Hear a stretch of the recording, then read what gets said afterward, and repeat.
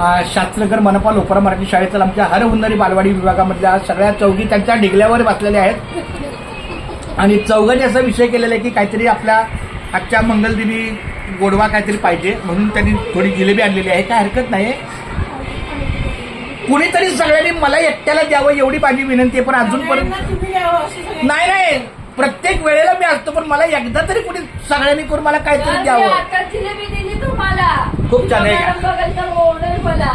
या ठिकाणी मी मनापासून धन्यवाद व्यक्त करतो की जरी समजा त्यांनी काही एकत्र काही नियोजन केलं असलं तरी पण ध्वज आज नवीन पद्धतीने आणलेला आहे. लालबागवरनं आमच्या लताताईंनी पुढाकार घेऊन आणि त्या माऊलीच्या ताई माऊलीला सगळ्यांचं सहकार्य आहे आणि ते एका गट्ट्यानं राहतात. हे एकदम चांगलं आहे.